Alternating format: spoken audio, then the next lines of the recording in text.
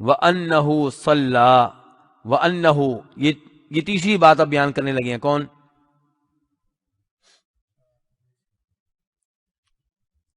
آپ لوگ میرے ساتھ ہی ہیں نا؟ یہ تیسری بات کون بیان کرنے لگے ہیں؟ برا بن عازب. بھئی حدیث بیان کرنے والے تو برا بن عازب ہیں نا. پہلی بات انہوں نے کیا بیان کی تھی کہ نبی صلی اللہ علیہ وسلم جب مدینہ میں آئے تو آتے اپنے ننیال کے پاس اترے. دوسری بات یہ بیان کی تھی کہ یہاں پہ آ کے 16 مہینے آپ نے کدھر منہ کر کے نمازیں پڑھی؟ بیت المقدس کی طرف منہ کر کے. اب تیسری بات بیان کرنے لگے ہیں. کہتے ہیں وَأَنَّهُ صَلَّى أَوَّلَ صَلَاةٍ صَلَّاهَا صَلَاةَ الْعَصْرِ، اور آپ نے پہلی نماز جس کو آپ نے ادا کیا وہ عصر کی نماز تھی. کیا مطلب ہے اس کا جی؟ ہاں، اللہ آپ کو جزائے خیر دیں. توجہ ہو تو جواب آپ سب کو معلوم ہے کہ پہلی نماز جو آپ نے ادا کی وہ عصر کی نماز تھی. کیا مطلب؟ ان کے پہلی وہ نماز 16 مہینوں کے بعد 17 مہینوں کے بعد جو کعبہ کی طرف مکہ کی طرف منہ کر کے آپ نے ادا کی وہ عصر کی نماز تھی. وہ کون سی نماز تھی؟ وہ عصر کی نماز تھی. یہ کون کہہ رہے ہیں؟ یہ سب معلومات کون دے رہے ہیں ہمیں؟ برا بن عازب.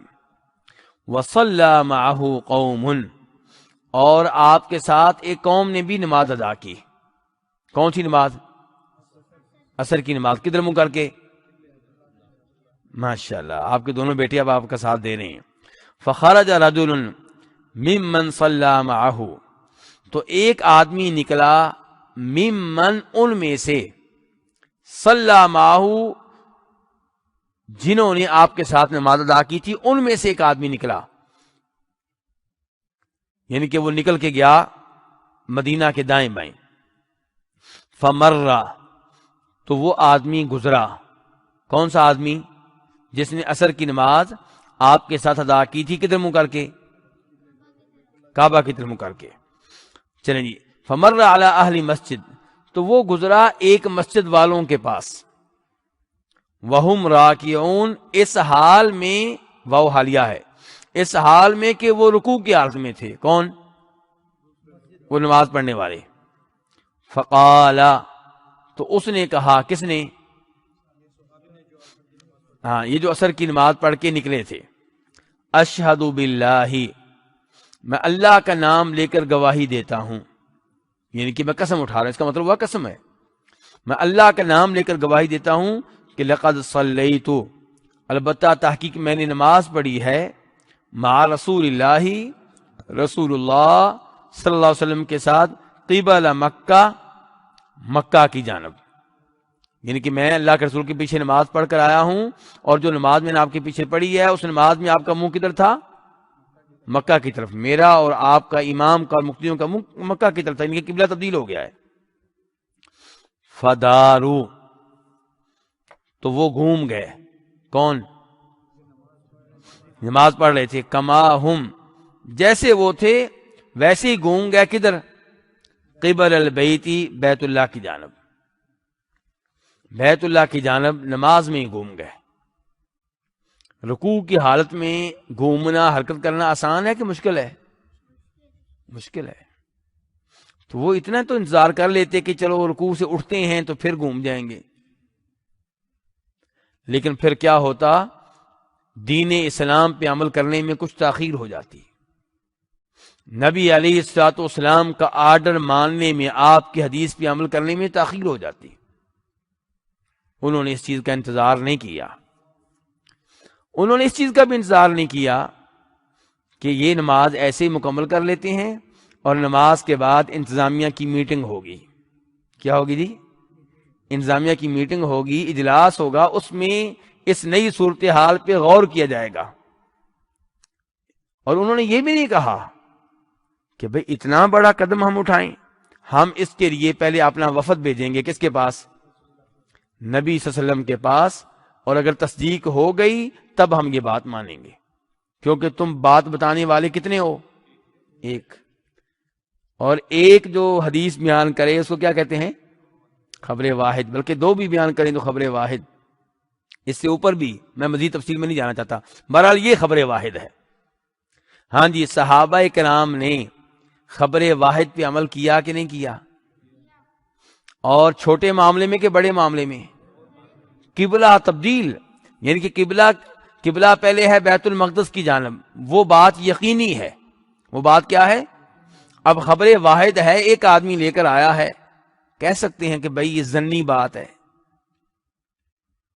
لیکن نہیں، ان صحابہ کرام کا عقیدہ تھا کہ خبر واحد کیا ہے؟ حجت ہے۔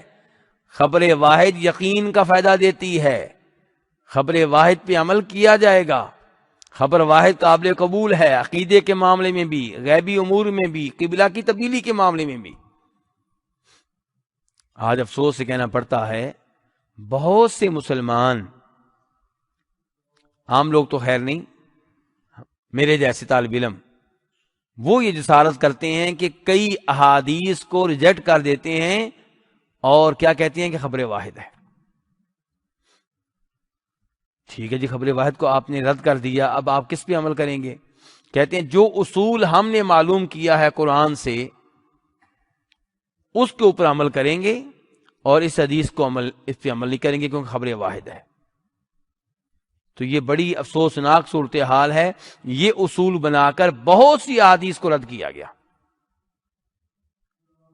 مثال کے طور پہ مسلم شریف کی حدیث ہے، صحابی کہتے ہیں کہ نبی صلی اللہ علیہ وسلم نے فیصلہ کیا ایک کیس میں ایک گواہ اور قسم کے ساتھ۔ ایک گواہ اور، بولیے ذرا، ایک گواہ اور کیا مطلب اس کا؟ ایک گواہ اور قسم کے ساتھ، یعنی کہ عام طور پہ مالی معاملات میں اگر مثال کے طور پہ یہ پانی ہے، میرا کسی سے جھگڑا ہو گیا، میں کہتا ہوں میرا پانی ہے، وہ کہتا ہے میرا ہے، اب پانی اس کے پاس ہے، تو میں کیا ہوا؟ مدعی، دعویٰ کرنے والا، اور وہ کیا ہوا؟ مدعا علیہ۔ ایسے ہی ہے۔ اب اصول کیا ہے کہ اگر میں یہ پانی اس سے واپس لینا چاہتا ہوں، میں یہ پلاٹ واپس لینا چاہتا ہوں، میں یہ کہتا ہوں یہ گاڑی میری ہے، گاڑی واپس لینا چاہتا ہوں، تو مجھے دو گواہ لانے پڑیں گے جو گواہی دیں کہ واقعی یہ زمین میری ہے، جو گواہی دیں کہ پانی واقعی میرا ہے، ورنہ اس کے ہاتھ میں ہے، اسی کا ہے۔ یہ عام اصول ہے، اور یہ وہ اصول ہے جس کی تائید قرآن پاک سے بھی ہوتی ہے۔ کون سا اصول؟ کہ جب آپ مدعی بنیں گے تو آپ کو وہ حق تب ملے گا جس کا آپ دعویٰ کر رہے ہیں، جب آپ کیا کریں؟ دو گواہ لے کر آئیں۔ اچھا، اب یہ حدیث بتا رہی ہے کہ اللہ کے رسول نے ایک گواہ اور ایک قسم کے ساتھ بھی فیصلہ کیا ہے، کہ ایک گواہ لے آیا اور ایک میں نے قسم دے دی۔ سمجھ رہے کہ نہیں سمجھ رہے؟ تو اب یہ بھی فیصلہ کرنے کا ایک طریقہ ہے، اور اس کو ہم مانتے ہیں، لیکن کچھ لوگوں نے اس حدیث کو رد کر دیا، کہتے ہیں نہیں جی قرآن کے خلاف ہے، قرآن میں کہا گیا دو گواہ اور یہاں پہ کہا گیا ایک گواہ اور ایک قسم، یہ تو قرآن میں نہیں آیا۔ بھئی قرآن میں نہیں آیا، قرآن نے اس کا انکار بھی تو نہیں کیا نا۔ قرآن نے صرف یہ کہہ دیا ہے کہ ایسے کیسز میں، ایسے معاملات میں دو گواہ ہوں، یہ نہیں کہا کہ اگر ایک گواہ اور ایک قسم ہو تو وہ قابل قبول ہے یا ناقابل قبول ہے۔ اس معاملے میں قرآن خاموش ہے، قرآن اس معاملے میں کیا ہے جی؟ خاموش۔ اب نبی علیہ السلام کی حدیث آ گئی اور آپ اس کو خبر واحد کہہ کے رد کر رہے ہیں، ماننے سے انکاری ہو چکے ہیں، یہ بات غلط ہے۔ اور اتنے عجیب لوگ ہیں، مجھے بڑا تعجب ہوتا ہے ایسے لوگوں پہ، کہ ایک طرف بخاری مسلم کی احادیث کو خبر واحد کے نام پہ رد کر دیں گے۔ کس نام پہ رد کر دیں گے؟ اور ماننے پہ آئیں گے تو قرآن کے عقیدے کے خلاف من گڑت اور موضوع روایت کو مان لیں گے کہ جو نبی علیہ السلام کی قبر کے پاس کھڑے ہو کے سلام پڑھے آپ خود سنتے ہیں، یہ قرآن کے خلاف ہے۔ قرآن کیا کہتا ہے؟ وَمَا أَنْتَ بِمُسْمِعٍ مَّن فِي الْقُبُورِ، جو بھی قبروں میں ہیں انہیں آپ اپنی آواز نہیں سنا سکتے۔ إِنَّكَ لَا تُسْمِعُ الْمَوْتَىٰ، فوت شدگان کو آپ اپنی آواز نہیں سنا سکتے۔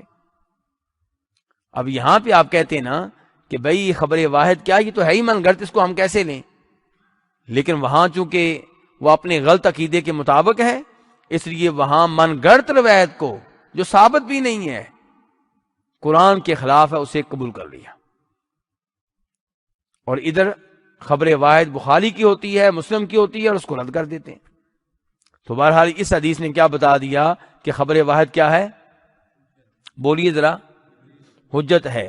جب نبی علیہ الصلوۃ والسلام نے معاذ بن جبل کو گورنر بنا کر یمن بھیجا تھا کہ ان کو آپ نے تعلیم دینی ہے، توحید کی دعوت دینی ہے، توحید مان لیں تو پھر نماز کی دعوت دینی ہے، وہ مان لیں تو پھر زکوٰۃ کا حکم دینا ہے، تب معاذ بن جبل کے ساتھ کتنا بڑا وفد تھا؟ اکیلے تھے۔ تو اگر خبر واحد حجت نہیں ہے تو اللہ کے رسول اتنی دور یمن میں اکیلے معاذ بن جبل کو کیوں بھیج رہے ہیں؟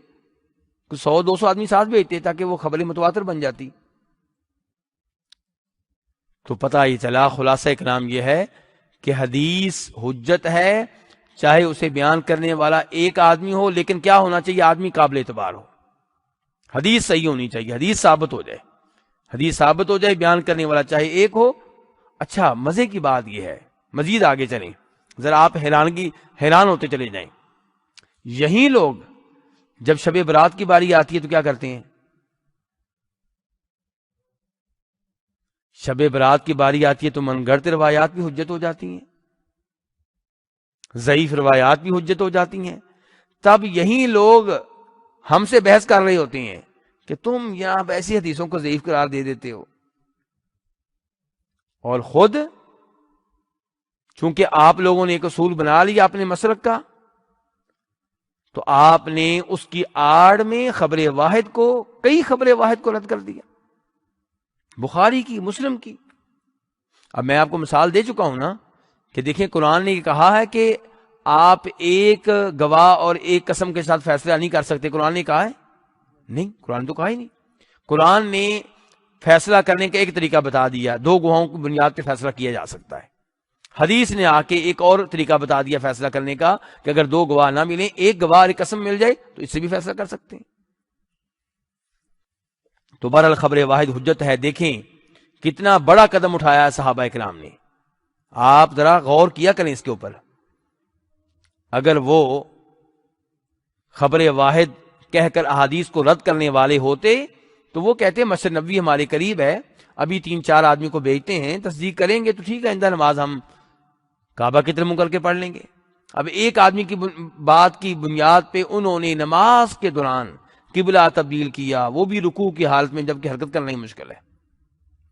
اس سے آپ اندازہ لگا سکتے ہیں کہ خبر واحد حجت ہے، اور اس سے یہ بھی اندازہ لگا سکتے ہیں کہ صحابہ کرام کتنی جلدی نبی صلی اللہ علیہ وسلم کی احادیث پہ عمل کرنے والے تھے۔ لیکن میں اور آپ یہ حدیث ہم نے کتنی دفعہ سنی ہے کہ شلوار اور چادر ٹخنوں سے لڑکانا یہ کیا ہے جی حرام ہے، کبیرہ گناہ ہے، جہنم کی آگ میں لے جانے والا ہے، اللہ تعالیٰ ایسے آدمی سے کلام نہیں کریں گے، اللہ ایسے آدمی پہ ناراض ہے۔ یہ حدیث ہم ادھر سے سنتے ہیں، ادھر سے نکال دیتے ہیں، اور انتظار کر رہے ہیں بوڑھا ہونے کا۔ کیا انتظار کر رہے ہیں جی؟ جب بوڑھے ہو جائیں گے تب عمل کریں گے اس کے اوپر، ابھی تو جوان ہے۔ اور صحابہ کرام نے فوری طور پہ عمل کیا ہے۔ تو یہ کہتے ہیں فقال فدارو کما ہم، وہ گھوم گئے جیسے کہ وہ تھے۔ کدھر گھوم گئے؟ قبل البیت، بیت اللہ کی طرف۔ وکانت الیہود، اور جو یہودی تھے، قد اعجبہم، آپ ان کو اچھے لگتے تھے۔ نبی علیہ السلام ان کو کیا لگتے تھے؟ کب؟ اذ کان یصلی، جب آپ نماز پڑھتے تھے قبل بیت المقدس، جب آپ بیت المقدس کی طرف منہ کر کے نماز پڑھتے تب آپ یہودیوں کو کیا لگتے تھے؟ اچھے لگتے تھے۔ وَأَهْلُ الْكِتَابِ، یہ اہل الکتاب کا طرف کس کے اوپر ہے؟ اب یہ دیکھیں ذرا، اس کا تعلق پچھلی بار سے جوڑیں ذرا جی عثمان بھائی۔ الیہود، کہ آپ یہودیوں کو بھی اچھے لگتے تھے اور اہل کتاب کو بھی اچھے لگتے تھے۔ کیوں جی؟ یہودی اور ہیں، اہل کتاب اور ہیں؟ اہل کتاب کا لفظ ذرا عام ہے نا، کیونکہ اس میں یہودی بھی داخل ہیں اور عیسائی بھی داخل ہیں، اور یہ لوگ ایسی عبارتیں ہم بھی استعمال کر دیتے ہیں، ایسی عبارتیں ہم بھی استعمال کرتے ہیں۔ مثال کے طور پہ میں کہوں گا کہ پاکستان اور بر صغیر کے لوگ، یہ یہاں کی مقامی تہذیب کا خیال نہیں رکھتے. اب جب میں نے بر صغیر کہا ہے تو کیا بر صغیر میں پاکستان کا لفظ شامل نہیں ہے؟ شامل ہے، داخل ہے. لیکن یہ اس کو کہتے ہیں عطف العامی علی الخاص. اس کو عربی میں کیا کہتے ہیں؟ عطف العامی. پہلے خاص کا تذکرہ کیا، یہودی خاص ہو گیا، اہل کتاب لفظ عام ہو گیا، تو عام کا خاص پہ یہ عطف ہے. تو یہودی جو تھے انہیں نبی علیہ السلام، یہودی اور اہل کتاب انہیں نبی علیہ السلام اچھے لگتے تھے جب آپ بیت المقدس کی طرف منہ کر کے نماز پڑھتے تھے. فلما ولا وجہہ قبل البیت، اور جب آپ نے اپنا چہرہ کر لیا کدھر؟ بیت اللہ کی طرف. انکروا ذالک، تو انہوں نے اس کا انکار کیا، اسے برا جانا، اسے عجیب جانا. اسے انہوں نے کیا جانا؟ عجیب جانا. قال زہیر، زہیر کہتے ہیں. یہ کون کہہ رہا ہے جی؟ زہیر کہتے ہیں امام بخاری کہہ رہے ہیں. یہ کون کہہ رہے ہیں؟ امام بخاری کہہ رہے ہیں کہ زہیر کہتے ہیں کہ حدثنا ابو اسحاق، ہمیں یہ حدیث بیان کی ابو اسحاق نے، عن البرائی، کس سے؟ برا سے. زہیر ابو اسحاق عن البرا فی حدیثی ھذا، اس حدیث میں یہ بھی کہتے ہیں کہ انہو ماتا. امام بخاری کہنا چاہتے ہیں کہ مزید اضافہ بھی آیا ہے اس روایت میں، وہ کیا؟ کہ انہو مات علی القبلہ، فوت ہو گئے قبلہ پہ. فوت ہو گئے کون سے قبلہ پہ؟ پہلے قبلہ پہ. کون سا قبلہ؟ بیت المقدس. فوت ہو گئے منسوخ قبلے پہ، کینسل شدہ قبلے پہ، پہلے قبلے پہ. کون فوت ہو گئے؟ رجال. کون فوت ہو گئے؟ وہ آگے چل کے. ماتا کا فاعل کون ہے؟ رجال. ماتا کا فاعل کیا ہے؟ بولیے علماء کرام، فوت ہونے والے کون ہیں؟ رجال. فوت ہو گئے اس قبلے پہ کچھ لوگ، درمیان میں فعل اور فاعل کے درمیان میں یہ لفظ آ گیا تھا قبل ان تحول، قبلہ تبدیل ہونے سے پہلے. قبل ان تحول، قبلہ تبدیل ہونے سے پہلے. تو فوت ہو گئے قبلے پہ رجال، ان کچھ لوگ. کب فوت ہو گئے؟ قبلہ تبدیل ہونے سے پہلے، یعنی کہ مسجد اقصیٰ کی طرف نمازیں پڑھتے پڑھتے فوت ہو گئے. ان کو مکہ کی طرف منہ کر کے نمازیں پڑھنے کا موقع ہی نہیں ملا. وقتلوا، قتل ہو گئے. فلم ندری، تو ہم نہیں جانتے تھے کہ ما نقول فیہم، ہم ان کے بارے میں کیا کہیں، کہ ان کا کیا بنے گا،